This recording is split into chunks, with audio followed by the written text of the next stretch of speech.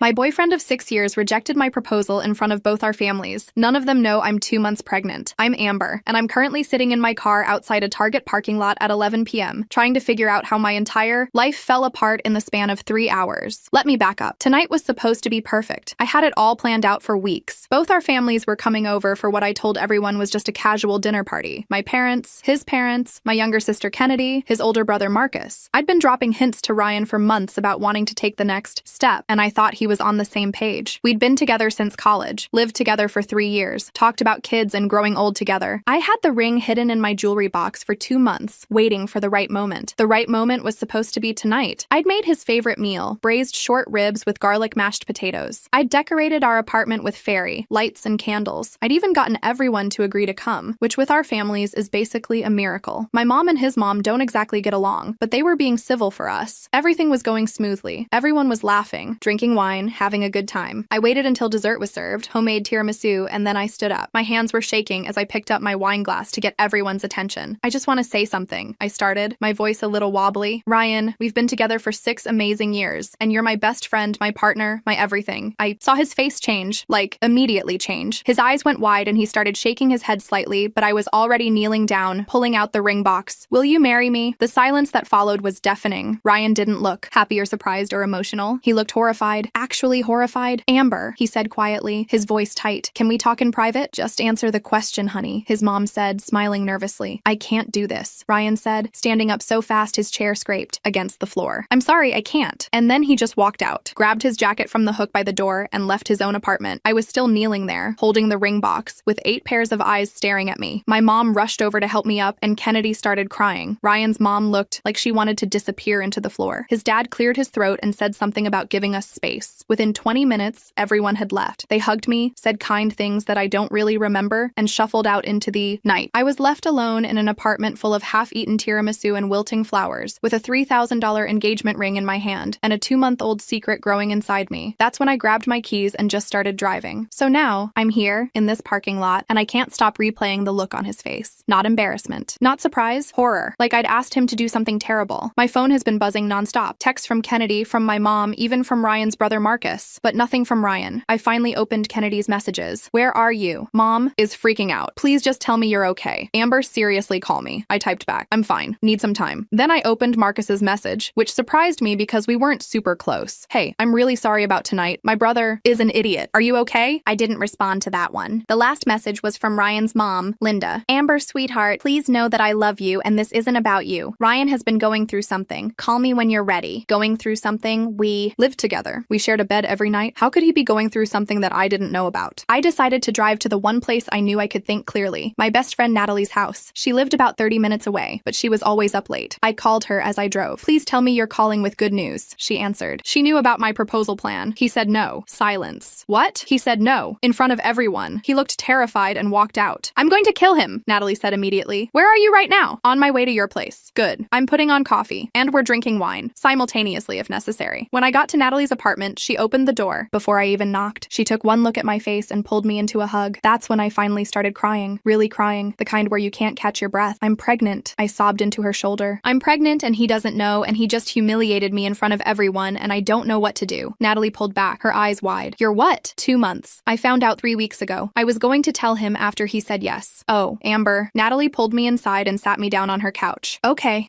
One thing at a time. Does anyone else know? Just you. And my doctor. All right, first we're going to figure out what's going on with Ryan. Then we'll deal with the rest. Do you have any idea why he would react that way? I shook my head. We've been happy. At least I thought we were. We talked about marriage all the time. He showed me rings online last month. He showed you rings? Yes. We talked about what kind I liked, what metals, everything. That's why I thought it was okay to propose to him. I thought we were on the same page. Natalie got up and poured us both coffee. She made mine decaf without asking. She was always thoughtful like that. Maybe he wanted to be the one to propose? Some guys are weird about that. Then he should have done it already, I said bitterly. And even if that was it, you don't just walk out. You don't humiliate someone like that. You're right. That was cruel. Natalie sat back down. Have you tried calling him? No, he hasn't called me either. Maybe you should. Get some answers. I pulled out my phone and stared at Ryan's contact. His photo was from last summer. We'd gone hiking and he was laughing at something I'd said, his hair messy from the wind. We looked so happy. I pressed call. It rang 4 times before going to voicemail. I tried again. Same thing. He's ignoring me, I said, my voice hollow. Or his phone died? We both knew that wasn't true. I stayed at Natalie's that night. She gave me pajamas pajamas and made up her guest room, and I lay there in the dark, one hand on my stomach, trying to understand how everything had gone so wrong so fast. My mind kept going back to the last few months, searching for signs I'd missed. Had Ryan been pulling away? Had there been clues that he was unhappy? I replayed conversations, analyzed his behavior, looked for red flags. There was that time 2 weeks ago when I'd mentioned my cousin's wedding and how beautiful it was. And Ryan had gotten quiet. I'd thought he was just tired from work. And last month, when we'd run into his college friend Michael, who'd just gotten engaged, Ryan had seemed tense the whole rest of the day. I'd chalked it up to him being stressed about a project deadline. Were those the signs? Had I been so caught up in my own excitement about our future that I'd missed him pulling away? The next morning, I woke up to 17 missed calls. Most were from Kennedy, a few from my mom, 2 were from Linda, and 1 was from Marcus. I called Marcus back first, which probably should have seemed weird to me, but nothing felt normal anymore. Amber, hey, he answered immediately. Are you okay? Where are you? I'm at a friend's. Why are you calling me? He hesitated. I think we need to talk. About Ryan. My heart started pounding. What about him? Not over the phone. Can we meet? Somewhere? Like a coffee shop? Marcus, just tell me. Please, this is important, and it's not something I can just text you. There was something in his voice that scared me. Okay, there's a coffee place on Maple Street, the one with the green awning. I know it. I can be there in an hour. Fine. I hung up and immediately went to find Natalie, who was making breakfast in the kitchen. Marcus wants to meet me, I said. He says he needs to talk about Ryan. Natalie turned around, spatula in hand. That's weird, right? Why would his brother want to talk to you? I don't know, but he sounded serious. I'm coming with you. Nat, not negotiable. You're not going alone. An hour later, we were sitting in a corner booth at the coffee shop. I was nursing a chamomile tea and trying not to throw up from nerves when Marcus walked in. He looked terrible, like he hadn't slept. His hair was disheveled and there were dark circles under his eyes. He slid into the booth across from me and nodded at Natalie. Hey, Natalie said coolly. Thanks for meeting me, Marcus said, looking at me. I wasn't sure if you would. What's going on, Marcus? Where's Ryan? He's at his parents' house. He showed up there last night after everything. Okay, and Marcus rubbed his face. Look, I'm going to tell you something, but you have to understand that I only found out about this a few months ago, and I've been trying to get him to tell you, but he wouldn't listen. My blood went cold. Tell me what? Ryan's been having panic attacks, bad ones. He's been seeing a therapist for about 4 months now. Whatever I'd been expecting, it wasn't that. What? Why? About what? About commitment, about marriage, about becoming his dad. I felt like I'd been slapped. His dad? What's wrong with his dad? Marcus laughed, but it wasn't a happy sound. You really don't know? I thought Ryan would have told you by now. Told me what? He looked uncomfortable. Our parents almost got divorced 5 years ago. Dad had an affair with a woman from his office. It went on for 2 years. Mom found out and it nearly destroyed everything. They went to counseling and worked it out, but Ryan, he took it really hard. He worshipped Dad. Finding out he was capable of that kind of betrayal messed him up. I sat back, my mind reeling. 5 years ago? I'd been dating Ryan for a year at that point. I remembered him being distant for a while, but he'd said it was work stress. Why didn't he tell me? Because he was ashamed. He didn't want you to think differently of our family. And at first, I think he thought he could just get over it. But then you guys started getting serious, and the panic attacks started. Every time marriage came up, he'd spiral. So he's been lying to me, pretending he wanted to get married when he's actually terrified of it? It's not that simple, Marcus said quickly. He does want to marry you. He loves you. He's just scared he's going to end up like Dad, that he's going to hurt you the same way. That's ridiculous, Natalie interjected. Ryan's not his father. He makes his own choices. I know that. You know that. But trauma doesn't work that way. I felt tears burning in my eyes again. He should have told me, Marcus. We could have worked through it together. I know. I told him that. Multiple times. He was supposed to talk to you about it last month, but he kept chickening out. So instead, he just humiliated me in front of our entire family. Marcus winced. That wasn't supposed to happen. He panicked. I'm not defending him. What he did was wrong, but I thought you should know the truth. Is there anything else? I asked, my voice sharp. Any other massive secrets Ryan's been keeping from me? Marcus hesitated, and my stomach dropped. What? I demanded. It's not a secret exactly. More like something he's been struggling with that he hasn't told you about. Marcus, I swear to God, he's been having nightmares about the wedding. About standing at the altar and then just walking away, leaving you there. He wakes up in a cold sweat sometimes. I know because he called me at 3 a.m. a few weeks ago. Completely panicked. I felt sick. He called you, but he couldn't. Talk to me? He didn't want to worry you. He thought he could work through it with his therapist before it became a problem. Well, it became a problem, I said bitterly. I stood up abruptly. I need air. I walked outside and Natalie followed me. We stood on the sidewalk while I tried to process everything. He's been in therapy for 4 months, I said to no one in particular. 4 months and he never said a word. He's been having nightmares about leaving me at the altar and he never thought to mention it. Amber, Natalie said gently, what do you want to do? That's when it hit me. The question I'd been avoiding since last night. What did I want to do? I was pregnant with Ryan's baby. We lived together. We'd built a life together. But he'd kept this enormous secret from me. Let me propose without warning me how he'd react, and then abandoned me without an explanation. I need to talk to him, I said finally. Face to face. Are you sure you're ready? No, but I don't have a choice. I pulled out my phone and texted Ryan. We need to talk today. He responded within seconds. I know. Can Can you come to my parents' house? Something about that felt wrong. No, neutral territory, the park by the lake, 1 hour. Okay, I went back inside and told Marcus. He nodded. I'll tell him. And Amber, for what it's worth, I really am sorry. I should have pushed him harder to tell you. Yeah, I said. You should have. Natalie drove me to the park. She offered to wait in the car, but I told her to go home. I needed to do this alone. Ryan was already there when I arrived, sitting on a bench overlooking the water. He stood up when he saw me, and for a second, we just stared at each other. He looked awful. His eyes were bloodshot, and he was wearing the same clothes from last night. Hi, he said softly. Hi, I'm sorry. Don't. I held up my hand. Don't start with sorry. Start with the truth. He nodded and sat back down. I sat next to him, keeping a careful distance between us. Marcus told you, he said. It wasn't a question. He did. But I want to hear it from you. All of it. Ryan took a deep breath. When I found out about my dad's affair, something broke in me. I stopped believing in forever, in promises, in the idea that people actually keep their vows. I watched my mom fall apart, watched my dad lie straight to her face for 2 years, and I realized that everyone's capable of that, including me. So you decided we couldn't get married because you might cheat on me? I decided we couldn't get married because I refused to put you through what my dad put my mom through. What if I get bored? What if I meet someone else? What if 20 years from now I do something unforgivable? Ryan, that's not how life works. You can't control the future. I know. That's what my therapist keeps saying. But knowing it and believing it are two different things. He turned to look at me and his eyes were red. When you got down on one knee last night, I had a full-blown panic attack. I couldn't breathe. All I could think about was how I was going to fail you, how I was going to destroy you eventually, and I ran. I know that makes me a coward. It does, I said, and my voice was harder than I intended. But you know what makes you an even bigger coward? Not telling me any of this. Letting me think we were on the same page. Letting me plan a proposal and humiliate myself when you could have just been honest. I tried to tell you so many times, but I didn't want you to leave me. So instead you made me look like a fool? He flinched. You're right. You're completely right. I handled this in the worst possible way. We sat in silence for a minute, watching ducks paddle across the lake. Marcus told me about the nightmares too, I said quietly. Ryan's whole body tensed. He shouldn't have. Yes, he should have. Someone needed to be honest with me since you clearly weren't going to be. Amber, how many times, Ryan? How many times did you wake up in a cold sweat, terrified of marrying me and then roll over and pretend everything was fine? It wasn't like that. The nightmares weren't about not wanting to marry you. They were about failing you. There's a difference, is there? Because from where I'm sitting, it all feels the same. Ryan ran his hands through his hair, a gesture I'd seen 1,000 times when he was stressed. I love you more than anything in this world. That's never been in question. But I'm so scared of turning into my father that I've been paralyzing myself. And my therapist keeps telling me that by not dealing with my fear, I'm actually creating the exact situation I'm afraid of. Pushing you away, hurting you, destroying our relationship. Your therapist is right. I know. Do you love me? I asked quietly. More than anything. Then why does that feel like a lie right now? It's not a lie, Amber. I love you so much it scares me. That's the whole problem. I turned to face him fully. I need to tell you something. He looked at me, waiting. I'm pregnant. The color drained from his face. What? 2 months. I found out 3 weeks ago. I was going to tell you after the proposal. Ryan stood up like he'd been shocked. You're pregnant? With our baby? Yes, Ryan. Our baby. He started pacing, running his hands through his hair. Oh my God, this is too much? I supplied bitterly. Yeah, I'm getting that impression. No, that's not. I need a minute. I need to think. You need to think? I've had 3 weeks to think. And you know what I thought? I thought we were going to be a family. I thought you'd be happy. I thought we'd figure it out together. But clearly I was wrong about everything. Amber, please. No, I stood up too. You don't get to do this, Ryan. You don't get to keep me in the dark and then panic every time life throws us a curveball. Either you want this, us, this baby, a future, or you don't. And you need to figure that out right now because I'm not going to spend the next 7 months waiting for you to run away again. I want it, he said desperately. I want all of it. I'm just terrified. So am I. Do you think I'm not scared? I'm 28 years old. I make $45,000 a year, and I'm about to be responsible for an entire human life. I'm scared, but I'm not running away because you're braver than me. No, because I trust myself, and I thought I could trust you. His face crumpled. I've ruined everything, haven't I? I wanted to say yes. I wanted to make him hurt the way I was hurting, but instead I said, I don't know yet. I need time to think about what I want. Are you breaking up with me? I'm saying I need space. I'm going to stay with Natalie for a while. You can stay at the apartment or with your parents, I don't care, but I need time to figure out if I can forgive this. Can I call you? Eventually, but not yet. I started walking away, then stopped and turned back. Ryan, you should know that. Your dad's choices aren't your choices. You're not him. And if you can't see that, then maybe we don't have a future anyway. I left him standing there by the lake. The next 2 weeks were the hardest of my life. Honey, are you still planning to stay with him? I don't know, Mom, because you don't have to. You know that, right? You can come home. Your father and I will help you with whatever you need. The offer made me cry. Thanks, Mom. I just want you to know that you have options. You're not trapped. But I felt trapped. Trapped by love, by history, by the life growing inside me that tied me to Ryan, whether I wanted it to or not. Kennedy visited twice. The first time she brought ice cream and trashy magazines and tried to distract me. The second time she was more direct. Have you you talked to him at all? She asked, sitting cross-legged on Natalie's couch. No, he's texted a few times, but I haven't responded. What did the text say? I pulled out my phone and showed her. I'm still at my parents'. Take all the time you need. I'm still going to therapy, twice a week now. I miss you. Please let me know you're okay. Kennedy read through them, her expression unreadable. He sounds miserable. Good. Amber, what? He should be miserable. He humiliated me, Kennedy, in front of everyone. And then I find out he's been hiding this huge issue for months. He deserves to be miserable. I'm not defending him. What he did was wrong, but he clearly loves you. Love isn't enough, I said, and saying it out loud made it feel true. Love isn't enough if there's no trust, no honesty. Kennedy was quiet for a moment. Are you going to tell him about the baby? I already did. That day at the park. And he freaked out, said he needed time to think. He's an idiot. Yeah, he is. Even Linda reached out, asking if we could have coffee. I ignored the first two texts, but when she sent a third one that just said, "Please, Amber, I need to talk to you about something important," I finally agreed. We met at a quiet cafe on the other side of town, somewhere I knew we wouldn't run into anyone we knew. Linda looked older than I remembered. There were new lines around her eyes, and her hair had more gray in it. "Thank you for meeting me," she said as we sat down with our drinks. "I wasn't sure you would. I almost didn't. I understand." She wrapped her hands around her mug. "I wanted to apologize. For Robert, for the affair, for not telling you what was going on with Ryan. You knew about his panic attacks? Not until recently. Marcus told me about a month ago. I tried to talk to Ryan, but he wouldn't open up to me. I think he was ashamed. Or angry at me for staying with Robert. Maybe both." I took a sip of my tea, not sure what to say. "I need to tell you something," Linda continued. "Something I've never told anyone except my therapist. When I found out about Robert's affair, my first instinct was to leave, to pack up and file for divorce and never look back. Why didn't you? Because I realized that what Robert did was Robert's choice. It wasn't about me or our marriage or anything I did wrong. It was about him being selfish and weak, and I had to decide if I could forgive that, if the man he was trying to become was worth staying for. And you decided he was? Eventually. But it took a long time and a lot of therapy. And I still have days where I question it." She looked at me directly. "Ryan is terrified of making the same mistake his father made. But what he doesn't understand is that the fear itself is what's pushing you away, not some inevitable future. Betrayal? I know that, but how do I help him see it? I don't think you can. I think he has to figure it out himself. All you can do is decide what you're willing to wait for and what you're not." We talked for another hour. Linda told me about the affair, how she'd found out, how Robert had confessed, how they'd almost lost everything. She told me about the counseling, the slow rebuild of trust, the moments where she'd almost given up. "I'm not telling you to stay with Ryan," she said as we were getting ready to leave. "That's your choice. But I am telling you that people can change, if they want to badly enough, and if they're willing to do the work. What if the work isn't enough? Then at least you'll know you tried, and you won't spend the rest of your